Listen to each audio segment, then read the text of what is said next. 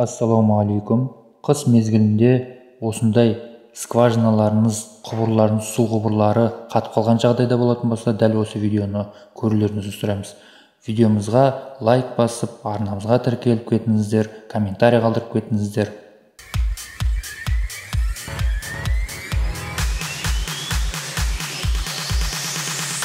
Ол үшін бізге керегі труба керек, судың трубасы. Енді бұл 20-лық труба, 32-лік болмады. Енді осыған көрсететін боламыз. Енді біріншіден осындай трубаға енді скотч орап жатады, арнайы скотч орап жатады. Бізде ол болмағандықтан енді бірден іске көшеміз. Ең бірінші бұны трубаларды қысты күндері қатпау үшін бізге осындай кабель қолданамыз. Бұл кабель арнайы қыздыратын кабель. Бұны екі басынан жалғаймыз, біреуіне розетка жалғаймыз, яғни вилка жалғаймыз, екінші жағына тек қана изолировать етіп, изолентамен немесе трубкамен бұл жерін жауып тастаймыз. Ең бірінші трубаға қалай орнатамыз? Бұны орап жатады көбісі, кейбіреулері тура қойып жатады. Енді біз бүгін енді тура қойып көрейік. Осындай. Енді бұны елестете беріңіздер, бұл 32-лік труба деп елестете беріңіздер. Кішкене былай аласын, мына жерден жалғауының үшін.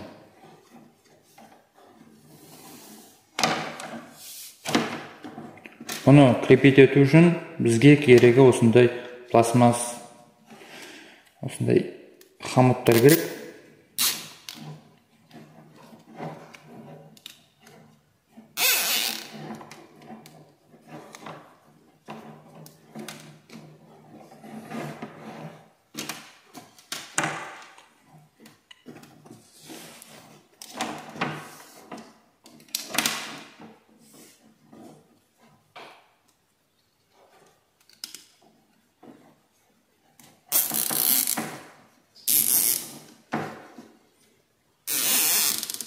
Бұл кабель енді противопожарный, енді ол жағынан уайымдамай қойсаңыздар болады. Мінекей осылай прямой жіберуге болады, бұлай орап та жіберуге болады. Енді хомуттың бас жақтарын кесіп тастаймыз.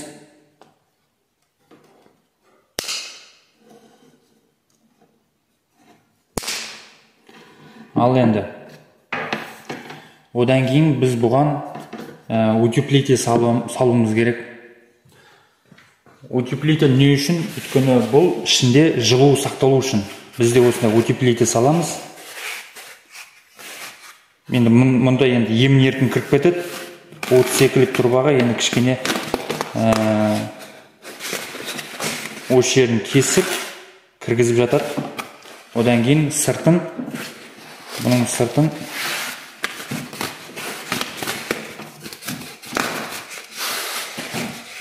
сосын бұны сыртын байлау керек. Яғни жаңағындай хомутпен де қысып байлау керек. Өйткені мынау кабель босап қалуы мүмкін уақыт өте келе. Ал енді міне бар жоғы осылай жасалады. Болды, бітті. Енді оны қалай жалғаймыз? Сол жағын көрсетіп кетейін. Бұл енді жалғау. Мысалға мына жағын енді екі жиласы болады. Екі жиласын. Енді мына жағын енді кішкене изоляция жасайық. Ал мына жағын вилка саламыз.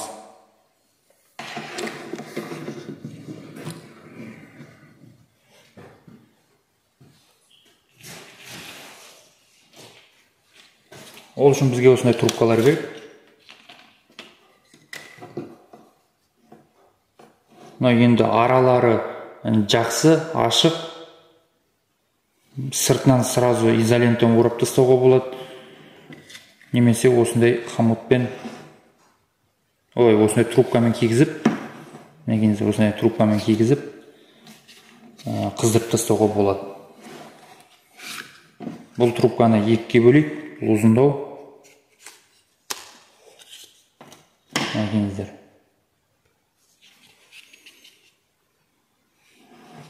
Трубка кигізілді.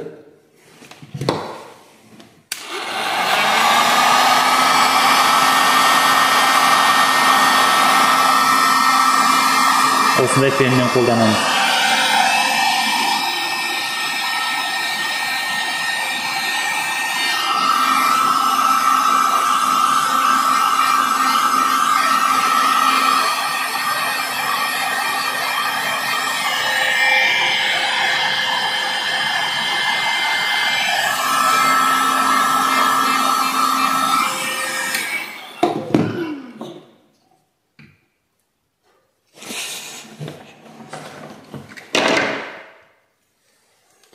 Трубкадан бөлек тағы да изолентамен орап тастаймыз, чтоб жақсы болу үшін.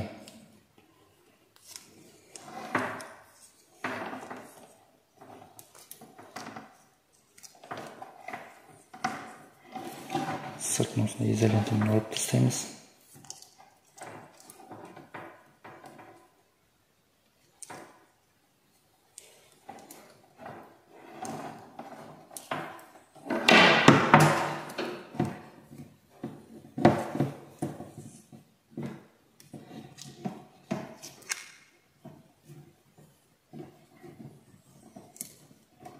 Өйткені бұл жаққа енді изоляциясы жақсы болу. Бұл енді бұл жағын енді скважина жаққа кетеді енді, сыртына жағына. Чтоб ана жаңа насосқа кірген бетінде, төменге кеткен бетінде, короче, қойылады. А мынау жаңағы траншея жақ қой, короче, үй жаққа қарата барған кезде. Көбінесе осы траншея қатады. Бізге осы жаңа сыртына утеплитель салып, короче, жердің астына сала салсақ болады. Енді мына жағын енді вилкаға ораймыз. Вилкаға. Оны қалай істейміз қазір?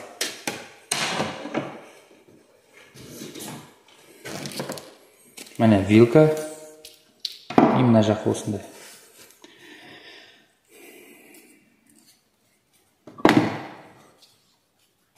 Екеуін қазір жалғаймыз. Сол кезде бізде 100% жұмыс аяқталатын болады. Аязды күндерде скважина қатып қалды ма, қатып қалмады ма, оны уайымдамауға болады.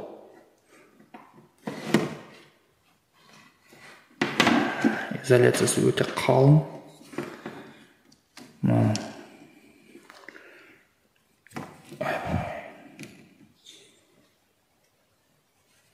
Пышақты өтпейді екен менде.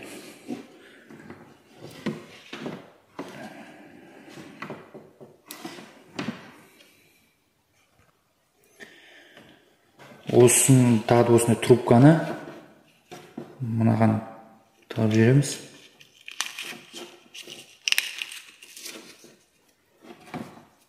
Одан кейін мынандай жіңішке трубаларды жалғағанда сыртынан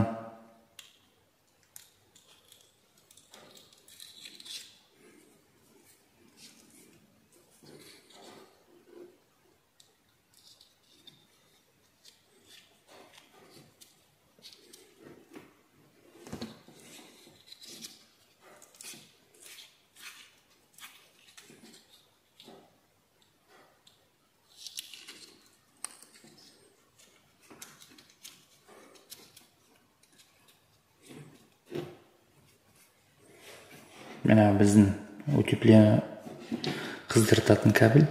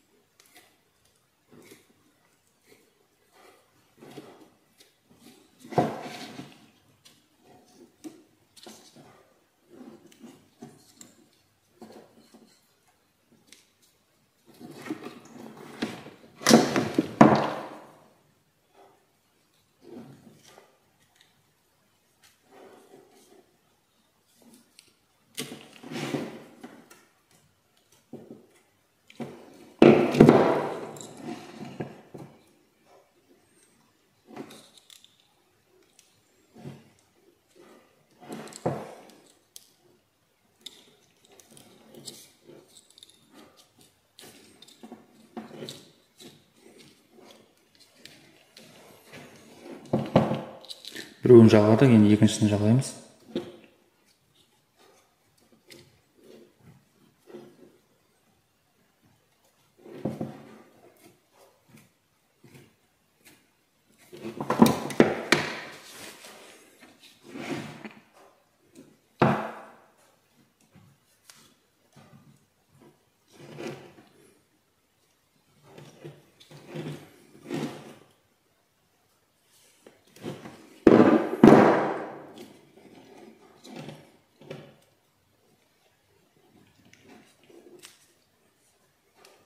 Трубканың ішіне тығып жібереміз.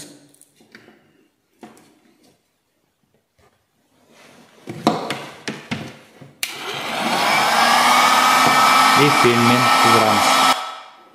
Сосын екі трубканың сыртынан осындай дополнительный трубканы қыздыртамыз.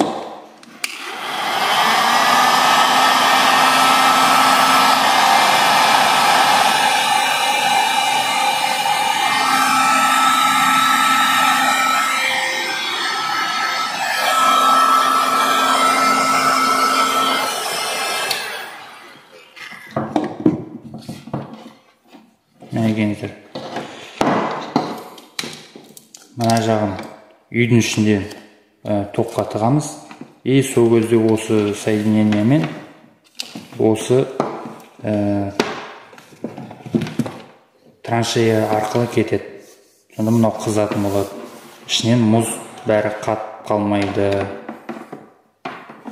Самое главное, мына жағын изоляциямен жасап тастасаңыздар болғаны.